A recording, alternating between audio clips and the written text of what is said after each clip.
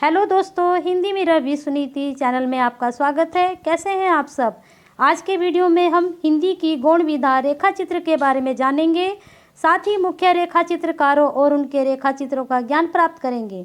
सबसे पहले अगर अपने चैनल को सब्सक्राइब नहीं किया है तो चैनल को सब्सक्राइब कर बेल आइकन को प्रेस करके हिंदी मिरर के साथ अपनी हिंदी को नई दिशा दीजिए। अब हम आते हैं हिंदी साहित्य की रेखा चित्र विद्या पर। सबसे पहले इसमें हम रेखा चित्र का अर्थ समझेंगे। रेखा चित्र शब्द अंग्रेजी के स्केच शब्द का हिंदी रूपांतर है।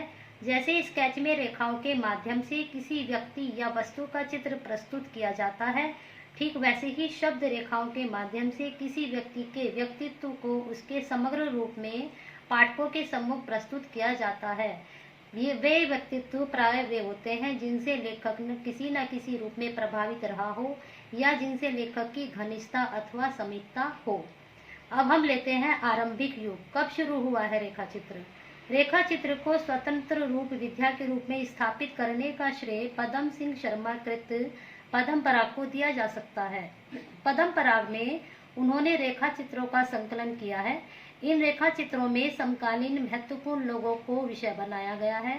पद्म सिंह शर्मा से प्रभावित होकर श्री राम शर्मा, हरिशंकर शर्मा और बनारसी दास चतुर्वेदी जैसे ने रेखाचित्र लिखने का आरंभ किया। बनारसी दास चतुर्वेदी के रेखा चित्रों की शैली सरस और व्यंगपूर्ण है। रेखा चित्र के स्वरूप के बारे में इन्होंने सैद्धांतिक विवेचन भी किया है। इनका कथन है कि जिस प्रकार एक अच्छा चित्र खींचने के लिए कैमरे का लेंस बढ़िया होना चाहिए और फिल्म भी काफी कोमल या सेंसिटिव, उसी प्रकार साफ चित्रण के लिए रेखा चित्र में विश्लेषणात्मक बुद्ध तथा भावुकतापूर्ण हृदय दोनों का सामंजस्य होना चाहिए।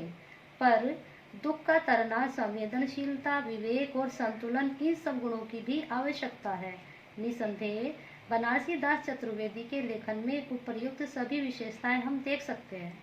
राष्ट्र की भावना के साथ साथ वसुदेव कुटुंबकम की इस भावना को इनके रेखा चित्रों में देखा जा सकता है। इनके रेखा चित्र हमारे साथी और प्रकृति के प्रांगण नामक ग्रंथों में संकलित हैं। श्री राम शर्मा के रेखा चित्रों का प्रथम संग्रह बोलती प्रतिमा शीर्षक से सन 1937 में प्रकाशित हुआ। इसकी विशेषता यह है कि इसमें समाज के निम्न वर्गों का पात्रों का सजीव चित्रण हुआ है। विभिन्न रेखा चित्रकार और उनके रेखा चित्र। सबसे पहले पद्म सिंह शर्मा पद्म पराग 1929 ईस्वी में प्रकाशित हुआ। फिर श्री राम शर्मा जी का बोलती प्रतिमा 1937 में, प्रकाश चंद्र गुप्त का शब्द चित्र एवं रेखा चित्र 1940, पुरानी स्मृतियां और नए स्केच 1947 में, महादेवी वर्मा का अतीत के चलचित्र 1941 ईस्वी में, स्मृति की रेखा 1947 में। फिर उसके बाद रामवृक्ष बेनपुरी का जो बहुत प्रमुख है माटी की मूर्ति 1946 ईस्वी में, गेहूं और गुलाब 1950 में, देवेंद्र सत्यार्थी का रेखाएं बोल उठी, यह भी बहुत प्रमुख रेखा चित्र है।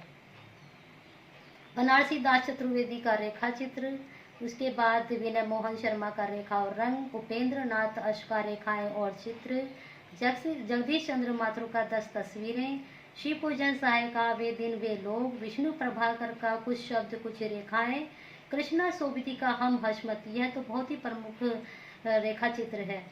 उसके बाद रामविलास शर्मा का विराम चिन्ह। अब हम कुछ प्रमुख रेखा चित्रकारों के बारे में जानेंगे। सबसे पहले हम लेते हैं रामवृक्ष बेनपुरी को। रामवृक्ष बेनीपुरी साहित्य की हर विद्या में लिखकर साहित्य जगत में छा जाना चाहते थे। उन्होंने उपन्यास, कहानी, शब्द चित्र, रेखा चित्र, नाटक, एकांकी, जीवन साहित्य, बाल किशोर साहित्य, निबंध, संस्मरण और भ्रमण संबंधी कृतियों को ही नहीं लिखा बल्कि कविताएं भी लिखी और कविताओं के अनुवाद भी किए। हिंदी में शब्द चित्रों की एक अनोखी दुनिया तैयार करने वाला रामवृक्ष बेनपुरी जैसा अप्रतिम चेतेरा संभवतः कोई दूसरा नहीं है। उनकी रचना शैली की जुदाई छड़ी के प्रशंसकों में मैथिली शरण गुप्त, शिवभूषण साय, रामधारी सिंह दिनकर, जगदीश चंद्र माथुर, माखनलाल चतुर्वेदी प्रमुख थे। माटी की मूर्ति कृत यूनेस्को द्वारा विश्व की कई भाषाओं में अनुवादित करवाई गई। हिंदी साहित्य में उनके विशिष्ट योगदान को देखते हुए साहित्य अकादमी ने उनके जन्मशती के अवसर पर रामरस बेनपुरी रचना संचयन का प्रकाशन किया है। इसमें उनकी प्रतिनिधि रचनाएं इस तरह संकलित की गई हैं कि पाठक को हर विधा में लिखी गई उनकी रचनाओं का आस्वाद मिल सके। इसके बाद दूसरे हम मुख्य रेखा चित्रकार हैं साहित्यकार श्री राम शर्मा जी। श्री राम शर्मा के रेखा चित्रों का प्रथम संग्रह बोलती प्रतिमा और शीर्षक से सन 1937 में प्रकाशित हुआ। इसकी विशेषता यह है कि इसमें समाज के निम्न वर्ग के पात्रों का सजीव चित्रण हुआ है। प्रारंभ में इन्होंने अध्यापन का काम किया। इसके बाद बहुत समय तक देश और साहित्य की सेवा करते रहे। हिंदी में शिकार साहित्य का आरंभ शर्मा जी ने ही किया था। ये सब बहुत बड़े शिकारी थे। जिम कॉर्बेट से उनके बड़े संबंध रहे हैं। शिकार संबंधी उनके ग्रंथ हैं शिकार, प्राणों का सौदा, जंगल के जीव तथा जिम कॉर्बेट की पुस्तकें, रुद्रप्रयाग का आदमखोर आदि के अनुवाद भी इन्होंने किए हैं। शर्मा जी प्राणी विज्ञान के विशेषज्ञ थे। वनस्पति एवं जीव विज्ञान के साथ साथ कृषि विज्ञान के माहिर भी थे। भारत के जंगली जीव, भारत के पक्षी, हमारी गाय तथा पपीता आदि इनके विषय की पुस्तकें हैं। शर्मा जी हिंदी साहित्य में रेखाचित्र संस्मरण विधाओं के जन्मदाता भी माने जाते रहे हैं। इस क्षेत्र में उनके प्रसिद्ध ग्रंथ हैं बोलती प्रतिमा, वे जीते कैसे हैं, संघर्ष और समीक्षा, झांसी की रानी लक्ष्मीबाई, सेवाग्राम की डायरी, सन 42 के संस्मरण आदि उनकी रचनाएं हैं। इसके बाद हम लेते हैं महादेवी वर्मा जी। उनका प्रमुख रेखा चित्र है अतीत के चलचित्र। इसमें महादेवी जी ने अतीत के चलचित्र महादेवी वर्मा जी का द्वारा बहुत ही प्रमुख रेखा चित्र है। इसमें लेखिका, हमारा परिचय, रामा, भाभी, बिंदा, सबिया, पिट्टू, बालिका, माँ, घीसा, भागी स्त्री, अलोपी, बबलू, अलूपा इन 11 चरित्रों से करवाती हैं। सभी रेखा चित्रों को उन्होंने अपने जीवन से ही लिया है। ये सब उन्हीं के जीवन से मिले हुए थे, इसलिए इसमें उनके अपने जीवन की विविध घटनाओं तथा चरित्र के विभिन्न पहलुओं का प्रत्यारोपण अन्यासी हुआ है। उन्होंने अनुभूत सत्यों को जस का तस अंकित किया है। महादेव के रेखा चित्रों की यह विशेषता भी रही है कि उनमें चरित्र का तत्व प्रमुख रहा है और कथ्य उसी का एक हिस्सा मात्र है।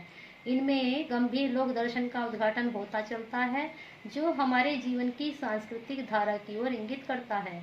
अतीत के चलचित्र में सेवक रामा की वात्सल्यपूर्ण सेवा, भंगिनी सबिया का पति परायणता और सहनशीलता, घीसा की निश्चल गुरु भक्ति, साग भाजी बेचने वाले अंधे आलोपी का सरल व्यक्तित्व, कुम्हार बदलू व रधिया का सरल दाम्पत्य प्रेम तथा पहाड़ की रमणी लक्ष्मा का महादेवी के प्रति अनुपम प्रेम, यह सब प्रसंग महादेवी के चित्रण की अकूत क्षमता का ही परिचय है।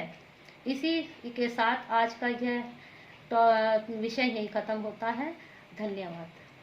इसी के साथ अपनी समस्याओं और अधिक जानकारी के लिए हिंदी मिरर के साथ जुड़े रहिए और साथ ही लाइक, शेयर एंड सब्सक्राइब करना न भूलें।